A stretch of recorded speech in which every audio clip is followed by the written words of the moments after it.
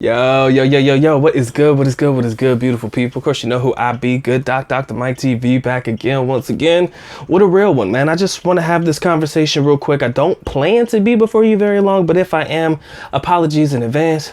I'll do what I need to do, get it right and get left, all right? For sure.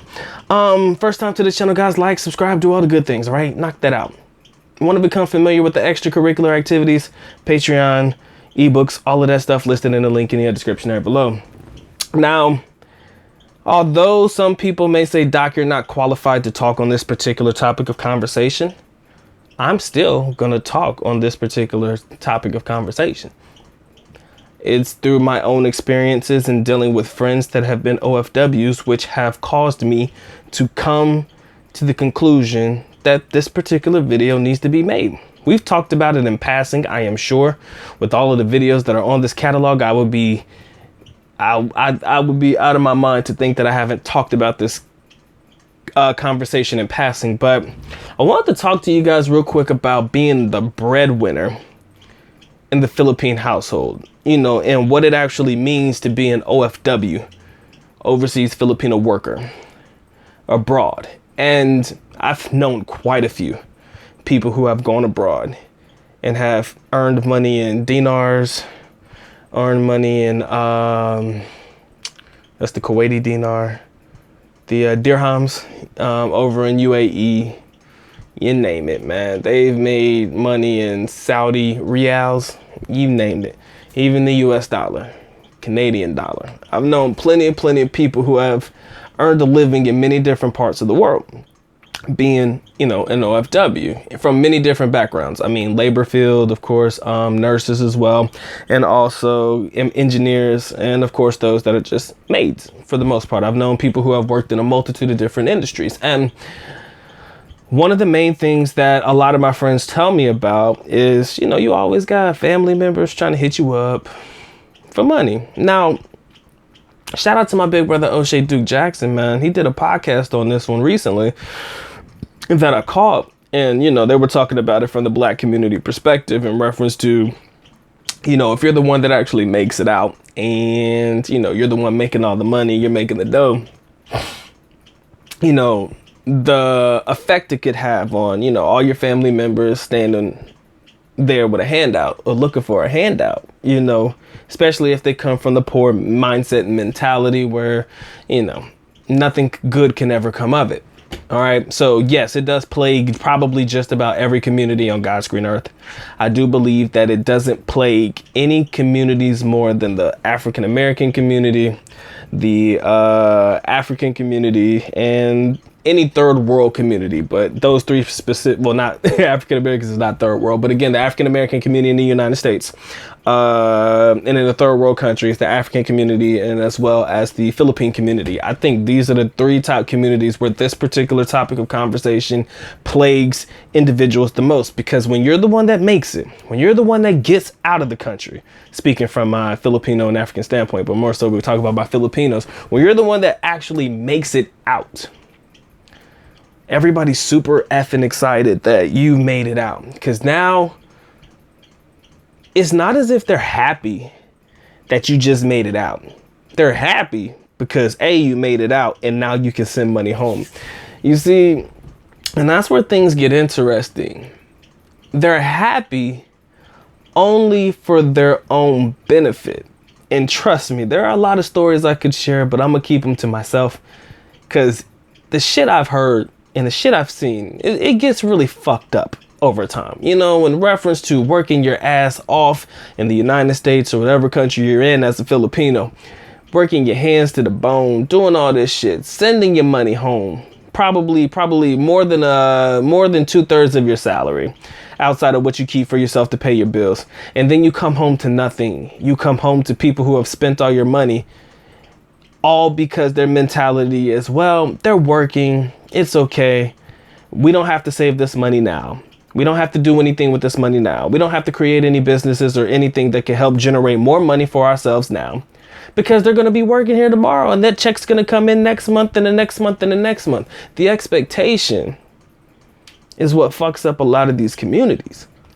the fact that you kind of have it in your head already that money is going to continuously come in every month, it doesn't really breed a saving type mentality. But then again, we have to understand the culture in which we're dealing with.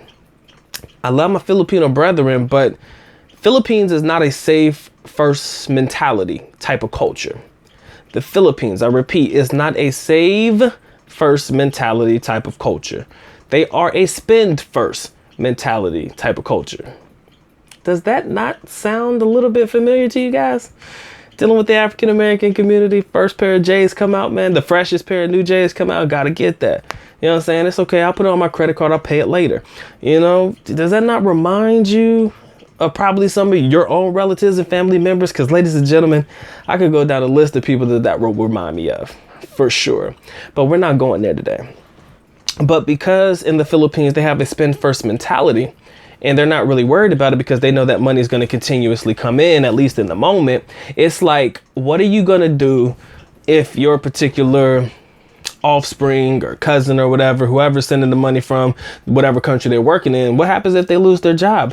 Hell, let's go ahead and use COVID as an example. What happens if their job is put on hold and they're required to go back home or something like that? And the chances of them being able to go back to their country is going to be slim to none, or they're going to go months at a time where they're going to be without pay. What are we going to do then?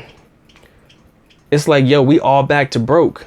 I did everything that I possibly could as an OFW, speaking from the OFW perspective, to send you money, make sure you guys were taken care of, make sure that I sent my brothers and siblings to college. Like, I'll never understand that particular aspect of the Philippine culture. But again, I respect the culture. I'll just never understand what it is about the kids having to send themselves to college. Like, let's say, for example, you graduate from college, and then once you get a job, it's your job to pay for your sibling next in line to finish college. And then if they graduate and finish college, then it's that sibling's turn to pay for the next one in line. That's kind of the weirdest thing I've ever heard in my life. But yes, ladies and gentlemen, that's how it happens. It is your responsibility to pay for the education of your sibling that follows, on top of sending money to mother and father too. And then I laugh a little bit about this, but I find this to be a little bit concerning. Whether it's true or not, I don't know. I just spectate and just talking out of nonsense. But, you know, I used to say, man, Filipinos probably have a lot of kids because they're just praying and banking that 1, 2, or if not all 10 of them make it abroad, you know. And sometimes you're lucky. I'm not gonna lie, sometimes you're lucky. You breed some very, very intellectual children that are able to advance themselves in their career, whether it be local in the Philippines in a nice company that pays well, or whether they're able to get up and get out and go abroad and make money as a nurse or whatever in the medical field, or laborer, or, you know, chemical engineer, whatever it may be, in these foreign countries, and you've hit the jackpot. You know what I'm saying? Let's say, for example, you have 5 kids. All of them are able to make good money. Let's say that each of them can send you $100 a month. Damn, that's $500. Let's say they could all afford to send roughly about $100 each a month. That's $500, $25,000. And I'm not gonna lie to you, $25,000 in the Philippines per month is not bad. You can really do okay with that, Philippine standards wise. Okay, let's make that abundantly clear. From Filipino standards, $25,000 is not a bad chunk of change for free. That's what I'm gonna tell you. That's basically what it is for free. For you to, you know, be getting on a monthly basis. Hell, if one of them falls off, hell, now you got 400. So, you know, you think about the mentality of having so many kids and things like that, and the fact that, you know, it may breed more individuals being able to come, you know, I'm sorry, it breeds more children that are probably able and or capable of going abroad or being able to get themselves in a high paying position in the Philippines. Trust me, those positions are few and far between in country. But yes, ladies and gentlemen, there are some jobs in the Philippines that pay extremely well from a Philippine standpoint. All right. I know a young lady that she's in the import. We'll just say she's in the import export business. I think she deals more so with products like bananas and what do they call it? It's the coconut husks. I can't remember off the top of my head. Me and my boy was trying to get into that business. It was hard. Anyways, neither here nor there. But, you know, she deals with the import-export business. She does extremely well. I think she clears anywhere between 40 and 100,000 a month. And I mean, that's hella good, you know, Philippine standards. That's like two racks a month. If she clears that much at the top end, $2,000 a month. In the Philippines, wow, that is crazy, right? You know, but she comes from a very small family. She has a younger brother, fucking genius. I know her brother because we all went to school together. Her brother's a genius, smart kid, smart kid. And I think just the parents. So, I mean, even if she was taking care of the family, she's only taking care of like 3 people. Or maybe 2, because I think her brother has a good job. And I'm just using this as an example. You have some situations wherein, you know, you're lucky enough not to have to be able to support a large group of individuals. But for the most part, you find yourself at a deficit, because every single time somebody comes to you, family member, relative, oh, cousin Susie's in the hospital, or, you know, cousin so-and-so needs help with his education. He's lacking some funds to continue on with college. Guess who they gonna come to first? Mr. and Mrs. OFW, or Mr. and Mrs. I got money in the bank here in the, you know, Philippines. They gonna go to you first. Is it unfortunate and sad? You bet your ass. But you know what? They always go to the most successful member in the family, or the perceived most important or most successful person in the family. They don't know that you're dealing with a whole bunch of other stuff. They don't know that you're dealing with, you know, people getting... Like I was saying, they don't know about your, you know, the bills and stuff and obligations that you have, especially living abroad, that you got to take care of first. It's like you becoming an OFW, or you becoming successful in any way, shape, or form, breeds a lot of selfishness in people. More so in people that is your own blood, your own family. Married in or not, it breeds a lot of selfishness, and that's truly unfortunate factor of any from any background. But I think it really does show off worse from people who come from third world, like I would say, third world. God dang it, I lost the word that I was using. You know, from a third world background. That's not what I was looking for, but that's what I work with. You know, third world circumstances. I think that'll work best. You know, it sucks when you come from third world circumstances, at least perceived third world circumstances, and everybody's looking at you like you're the savior. Like, granted, don't get me wrong, it feels good to not necessarily, how can I say this? It feels good that people value and believe that you're hella important, or whatever it may be. It feels good, I guess, to an extent. But what it fails at, and where it will always fail, is all this perceived praise that you're getting for whatever you've been able to accomplish in life is negated by the fact that all that praise is going to come with a cost. You understand? So it doesn't make sense. I said, nigga, you keep your praise. I tell you right now, I don't need it. I don't need you to pat me on my back. I don't need you to say congratulations on, you know, you earning your doctorate degree and all this shit. Congratulations on your career path. Congratulations on that. I don't need that shit. Why? Because every time you say some shit like that, I'm thinking, you know what's coming next. Eventually, down the line, somebody gonna hit you up, because they always do. And I think that's when you really are forced to make said decisions about people that you need to excommunicate yourself from, or to X out of your life, period. But I'm not going to lie to you, ladies and gentlemen, it's very, very difficult to delete like your immediate family out of your life. It's very hard to delete your mother and your father and your closest siblings out of your life when they just keep bleeding you dry. And I think that right there is probably one of the main problems that my Filipino OFWs that I know personally have come across. It's hard to delete them out of your life. They raised you. They were a part of who you are. They're part of your DNA. But yet and still, they don't value and respect the fact that, you know, you out here trying to grind. You out here trying to get paid. But you over here with your hands in my pocket all the time. Like, y'all don't understand that I got my own shit to worry about. I think you need to find a clever way to explain it to them so that they get it. And if they don't respect it, although it's going to be hard, you ain't got no choice but to try to make an educated decision about how you want to move forward. Because trust me, I would not become an OFW to stay broke.